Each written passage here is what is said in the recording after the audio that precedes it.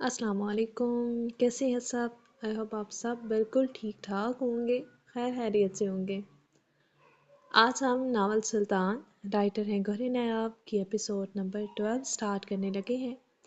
So start करने से पहले आपसे गुजारिश है कि हमारे चैनल को सब्सक्राइब कर लें और वीडियो को लाइक शेयर ज़रूर किया करें। So let's start. महर घर के अंदर दाखिल हुई तो सामने ही निगत बेगम को सोफे पर विराजमान पाया। नानो, वो भागती हुई उनके गले आ लगी। नानो, सदके नानो वारी, नानो कुर्बान अपनी बैरिस्टर नवासी पर। निगत बेगम मुंह माथा चूमते हुए बोली, फिर महर को साथ ही बिठा लिया। मेरी जान थक तो नहीं गई? महर ने सर नफी में हिलाया।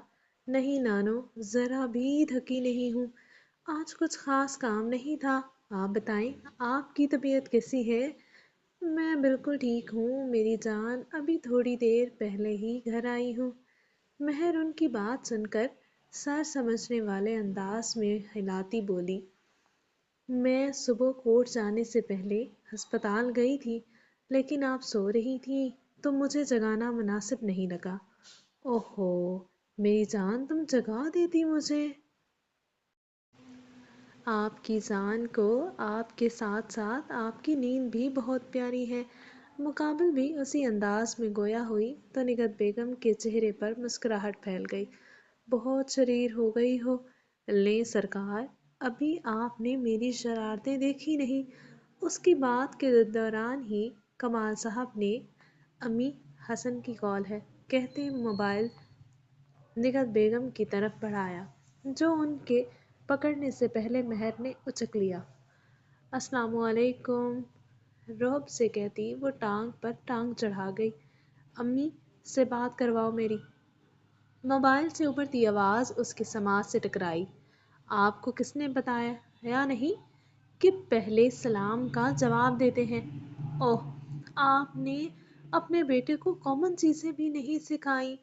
अल्लाह, आपने नहीं सिखाई तो उन्होंने कहाँ अपने बेटे को सिखाई होंगी। उफ, मतलब अब ये काम भी मेरे ज़िम्मे है। It's not fair.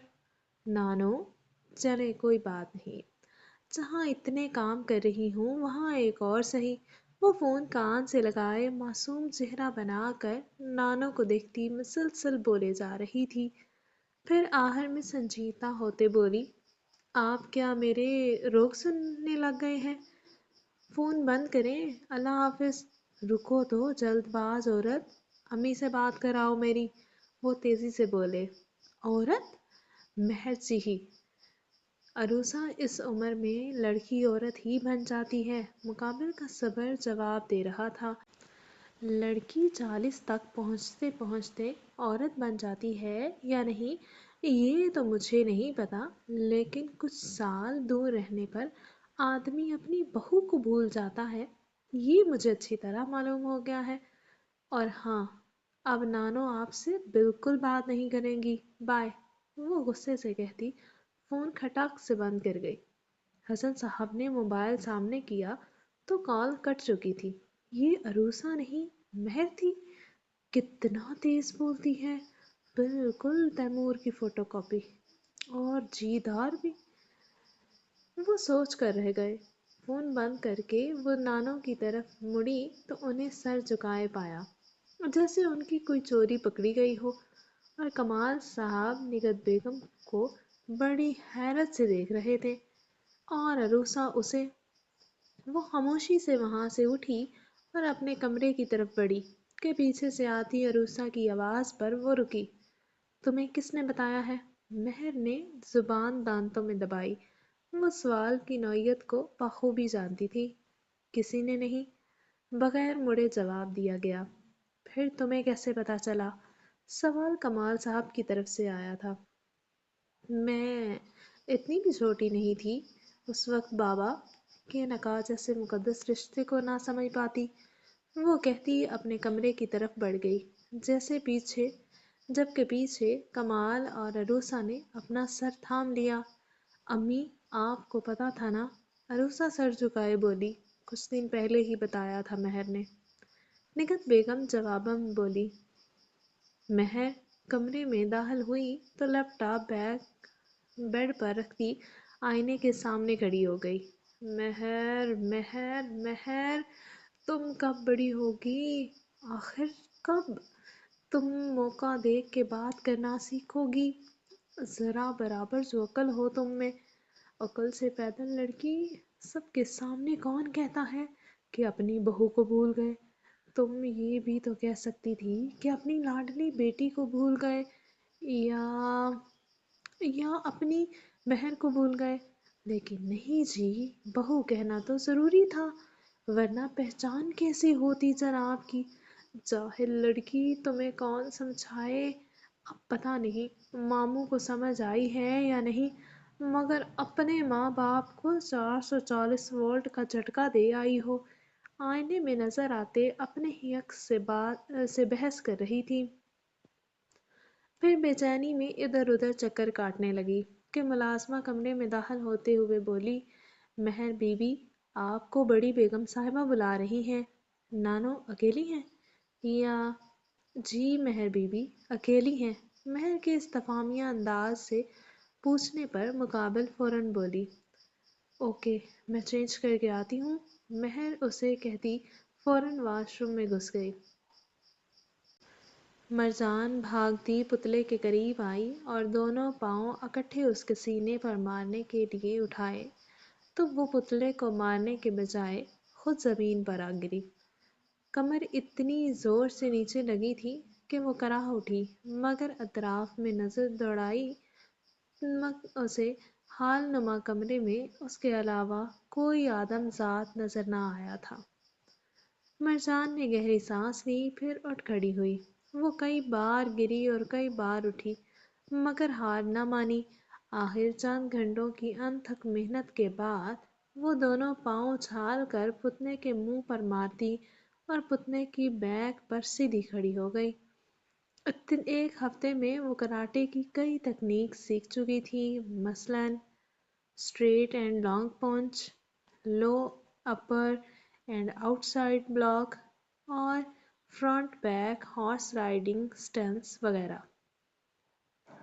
सुबह सवेरे वो एक घोड़े के साथ रेस लगाती जो मुकम्मल स्याह था। अलबत्ता जीती वो एक दिन भी नहीं थी, मगर हर रोज उसे ये जरूर कहती, स्याह बादशाह, एक दिन ऐसा भी जरूर आएगा जब तुम्हें मुझसे मोहब्बत हो जाएगी। देखना, उस दिन तुम खुद मुझे जितवाओगे। मुकाबिल जीत की खुशी में सरशार हिनहनाता, जैसे कह रहा हो, जाओ बच्चा जाओ, जितनी खुशफहमियाँ पालनी है पाल लो, भला मेरा दिमाग खराब है जो तुम्हें जितवाऊंगा। हम हरीफ ही अच्छे। दौड़ के बाद वो नाश्ता करती हाथ में गन लिए एक और हाल नुमा कमरे में दाखिल हो गई, जहाँ सामने कई दायरे नुमा बोर्ड मौजूद थे, जिनके दरमियान में एक पॉइंट मौजूद था जिसके गिर्द कई ऑर्बिट नुमा दायरे मौजूद थे। वो गन के वो गन के आगे लेजर लगाती ताकि आवाज पैदा ना हो। नजरें सामने बोर्ड पर मरकूज किए एक के बाद एक गोली चला रही थी। मसलसल 3 घंटे प्रैक्टिस के बाद वो वहीं नीचे बैठ गई। आधे घंटे बाद उसकी कराटे क्लास शुरू हो जानी थी। थाने के अंदर दाखिल हूँ तो जगह जगह पुलिस एहलकार अपनी अपनी मेज़ कुर्सियों पर विराजमान काम करते नजर आएंगे। अगर नज़र अतराफ में घुमाएं तो आपको 3 दफातर नुमा कमरे भी देखने को मिलेंगे, जबकि एक तरफ दो जेलें अपनी वहशत और जलाल के साथ खड़ी थीं।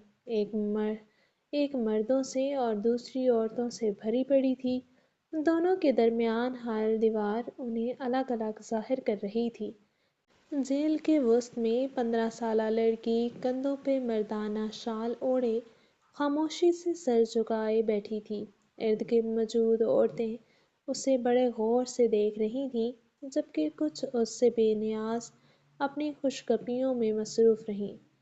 ओ छोरी, क्या नाम है तेरा? جیل کی ایک دیوار کے ساتھ بیٹھی عورت نے اس سے پوچھا تو مرجان نے اپنا سر اٹھایا، پھر نظریں دائیں طرف گھمائیں۔ اسے اپنے سے تھوڑی دور ایک موٹی تازی کالے لباس میں ملبوس عورت نظر آئی۔ سر پر کالی بڑی چادر، گلے میں 3 سے 4 کے قریب تسمیاں، ہاتھوں میں لوہے کے کڑے اور انگلیاں انگوٹھیوں سے بھری تھی۔ مرجان نے ایک نظر اسے دیکھا، پھر دیوار سے سر ٹکا گئی اور آنکھیں موند گئی۔ مقابل کو اس کی حرکت تیش دل آ گئی۔ مجھے لگے تجھے اپنی جان پیاری کوئی نہ چھوڑی۔ مرجان نے اسی طرح آنکھیں موندے سر نفی میں ہلایا، پھر اس کے لب ہلے۔ سچ، بالکل سچ۔ مرجان کے جواب نے جہاں مقابل کو چپ لگائی تھی، وہیں سب اپنی باتیں چھوڑے مرجان کو دیکھنے لگیں۔ اس نے آتے ہی مگرمچھ سے دشمنی مول لے لی تھی، اور دوسری حیرت کن بات یہ تھی کہ اسے مرنے کا کوئی خوف نہیں تھا، یا یوں کہا جائے کہ اسے جینے کی خواہش نہیں تھی۔ خیر جو بھی تھا، عورتوں کو بات کرنے کے لیے نیا ٹاپک مل گیا تھا۔ وہاں کی خاموشی کو حوالدار کی آواز نے توڑا۔ گلشن بی بی، تیری ملاقات آئی ہے۔ وہ موٹی تازی عورت اٹھ کر جیل سے باہر آئی تو باقی بھی اپنی باتوں میں مصروف ہو گئیں۔ ہاں، البتہ یہ بات الگ تھی کہ باتیں اب صرف اسی کے متعلق تھیں۔ گلشن بی بی پولیس اہلکاروں کے میزوں کو پار کرتی ایک راہداری میں آگے بڑھتی چلی گئی۔ اس کے پیچھے ایک پولیس اہلکار بھی موجود تھا۔ راہداری کے اختتام پر ایک سیل موجود تھی، جس کی دوسری طرف شہرام کا خاص آدمی نوید کھڑا تھا۔ نوید کو دیکھتے گلشن بی بی اس طرف بڑھی، جبکہ اہلکار دور ہٹ گیا۔ دلاور سائیں نے سلام بھیجا ہے۔ نوید کے کہنے پر گلشن بی بی نے تعجب سے اسے دیکھا۔ دلاور سائیں نے؟ وہ بھی مجھے؟ اس نے حیرت بھرے لہجے میں کہا تو نوید نے سر اس بات میں ہلایا۔ صرف سلام بھیجا ہے یا پھر نام بھی؟ وہ سوالیہ انداز میں گویا ہوئی۔ مرجان ذوالفقار نام ہے اس کا، تھوڑی دیر پہلے ہی آئی ہے۔ رات تک سائیں خود بھی آ جائیں گے۔ سائیں خود آئیں گے؟ وہ بھی تھانے؟ نوید کچھ پی پلا کے تو نہ آیا ہے؟ وہ مقابل کی بات کے درمیان ہی بولی۔ گلشن بی بی، تجھے معلوم تو ہے کہ ہمیں حکم ملتا ہے، تفصیل نہیں بتائی جاتی، اور حکم یہ ملا ہے کہ اس لڑکی کو یہاں ایک خروچ تک نہ آئے۔ رب رکھا۔ وہ مقابل کو ساری بات بتاتا واپس لوٹ گیا۔ نوید واپس گیا تو وہ بھی خاموشی سے جیل کی طرف واپس آ گئی۔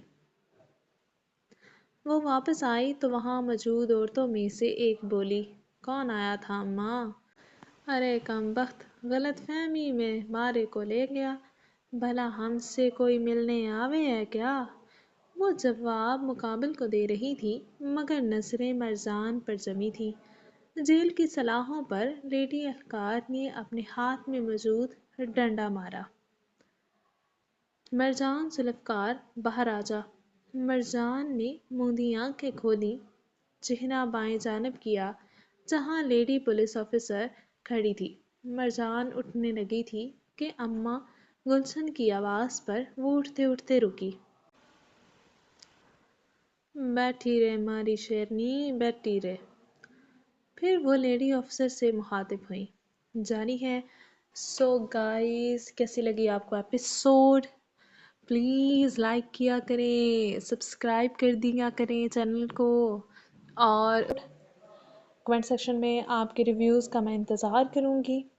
چاہے آپ جب بھی سنیں، ریویو ضرور دیجیے گا، اور اس کے بعد لائک شیئر کیجیے گا۔ ملتے ہیں نیکسٹ ایپیسوڈ میں، تب تک کے لیے دیں اجازت۔ اللہ نگہبان۔